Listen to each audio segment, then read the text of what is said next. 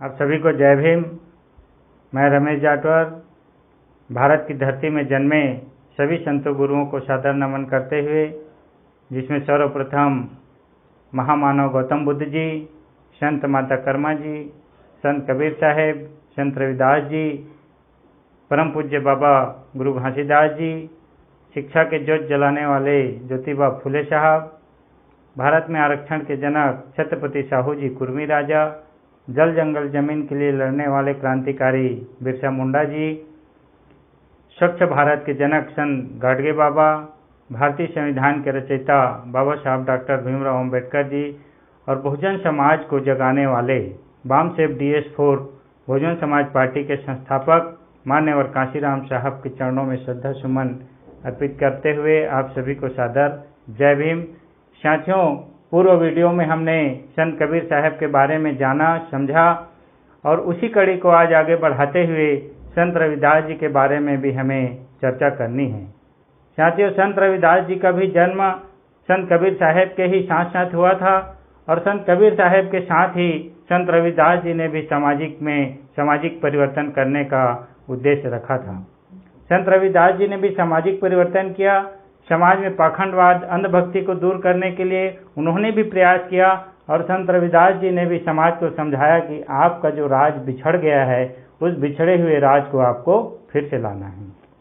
संत रविदास समाज की दशा को देख के बहुत दुखी थे और वो ऐसा गैर बराबरी समाज को बदलना चाहते थे। गैर बराबरी, ऊंच नीच, भेदभाव को वो अलग करना चाहते थे। इससे समाज को छुटकारा दिलाना चाहते थे और इस उद्देश्य से उन्होंने कहा कि मैं इस तरीके से राज चाहता हूं जहां हर प्रकार से गैर बराबरी को दूर किया जा सके, जहां सबके साथ मान सम्मान और स्वाभिमान की जीवन यापन हर कोई जी सके। साथियों, उसके लिए उन्होंने कहा कि चाहूं ऐसा राज मैं मिले सबन को अन्न और छोटे बड़े सम बसे रविदास रहे प्रसन्न। संत रविदास जी ने ऐसा क्यों कहा? संत रविदास जी ने ऐसा इसलिए कहा कि उस समय ऊंच नीच की भावना बहुत ज्यादा थी, छुआछूत थी, गैर बराबरी थी, जात पात थी, धर्म और भाषावाद थी। तो उस बात से संत रविदास जी दुखी थे कि एक वर्ग बहुत ऊंचा सम्मान पाता है और दूसरा वर्ग बहुत ही नीचे की स्थिति में जीवन यापन करता है। इसीलिए संत रविदास जी ने कहा कि चाहूं ऐसा राज में मिले सबन को अन्न और छोटे बड़े सम बसे रविदास रहे प्रसन्न। मतलब मैं ऐसा राज चाहता हूं जहां सारे लोग प्रसन्न रहे, सारे लोग सुखी रहे, सारे लोग संपन्न रहे, ना कोई किसी के साथ ऊंच नीच का व्यवहार करे, ना कोई भेदभाव का व्यवहार करे। इस तरीके से संत रविदास जी ने कहा है। साथियों, समाज को उन्होंने समझाने के लिए बहुत ही मेहनत किया, प्रयास किया, लेकिन समाज उस समय भी अक्षम था और समाज आज भी अक्षम है। इसलिए संत रविदास जी के विचारधारा को समाज नहीं समझ पाया, आज भी नहीं समझ पा रहा है। संत रविदास जी ने आगे और कहा, समाज को जगाने के लिए संत रविदास जी ने आगे और कहा, समाज को जगाने के लिए राजनीतिक सत्ता अपने हाथ में लेने के लिए संत रविदास जी ने कहा और राजनीतिक सत्ता लेने के लिए समाज को उठने के लिए कहा। और कैसे उठने के लिए कहा कि नरपत एक सिंहासन सोया सपने भया भिखारी, अछूत राज बिछड़े दुख पाया सोई दशा भई हमारी। संत रविदास जी ने कहा कि नरपत भय सिंहासन सोया सपने भया भिखारी।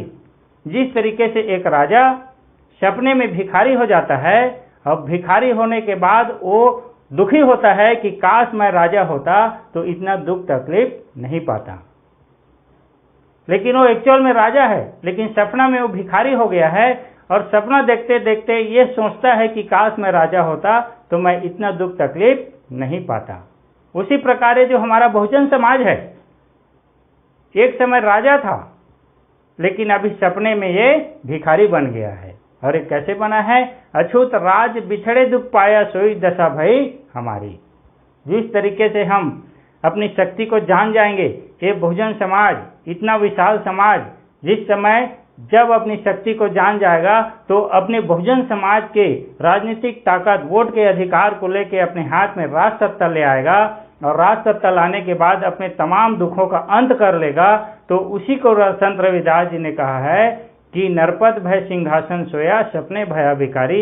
मेरा बहुजन समाज राजा होते हुए भी सपना में भिखारी हो गया है, लेकिन जिस दिन इसका सपना टूटेगा, जिस दिन ये सपने से उठेगा, जिस दिन ये सपना से जागेगा, उस दिन अपने राजनीतिक ताकत का एहसास करेगा और अपने हाथ में राजनीतिक सत्ता लेके अपने तमाम दुखों का ये अंत कर लेगा। इस तरीके से संत रविदास जी ने समाज को, इस बहुजन समाज को समझाने का काम किया है। आप सभी को संत रविदास जी के इस उद्देश्य को, इस सोच को समझना पड़ेगा कि संत रविदास जी ऐसा क्यों समझा रहे हैं समाज को। समाज की ताकत को उन्होंने एहसास कराया कि आप सपने में भिखारी हो गए हो, उस सपने से आप जागो, आप राजा हो, अपनी स्थिति को, अपनी संख्या को, अपनी ताकत को समझो और इस देश में राजपाट करो। लेकिन हमारे लोग फिर भी नहीं समझ रहे हैं, क्योंकि हमारे लोग गुलाम हैं। हमारे लोगों को गुलामी पसंद है, हमारे लोग गुलाम रहना चाहते हैं। और उसी बात को संत रविदास जी ने कहा है कि पराधीन पाप है जान ले और मीत, पराधीन पाप है जान ले और मीत, रैदास दास पराधीन से कौन करे मीत। संत रविदास जी कहते हैं कि पराधीनता पाप है, पराधीनता पाप है जान ले वाले मेरे मीत, और रैदास दास पराधीन से कौन करे मीत। मतलब जो व्यक्ति गुलाम रहता है, उस गुलाम से कोई दोस्ती करेगा, उस गुलाम की कोई बात सुनेगा, उस गुलाम की बात कोई समझना चाहेगा। तो गुलाम से ना कोई दोस्ती करता है, ना उसकी कोई बात सुनता है। तो पराधीन पाप है, पराधीनता पाप है। पराधीन मत रहो, अपने हाथ में राजनीतिक सत्ता लो। यह देश आपका है, इस देश में आपकी ताकत है, इस देश में आपकी संख्या है। ये बहुजन समाज आपका है। ये बहुजन समाज को समझाओ और समझा के उनको अपने साथ रखो, और रखने के बाद इस पराधीनता से निकलो और राजा बनो। और जब आप राजा बनोगे तब आपकी इस देश में चलेगी। वो कहते हैं ना, जब पैसा आएगा तो खर्चा आएगा, जब पैसा आएगा तो फैसला आएगा। मतलब आपके हाथ में पैसा रहेगा तो आपके हाथ में फैसला रहता है। जैसे आप यदि कर्मचारी हैं, यदि पेमेंट पाते हैं, तभी आपके घर में आपका चलता है, क्योंकि आपके हाथ में पैसा है। तो पैसा है तो फैसला है।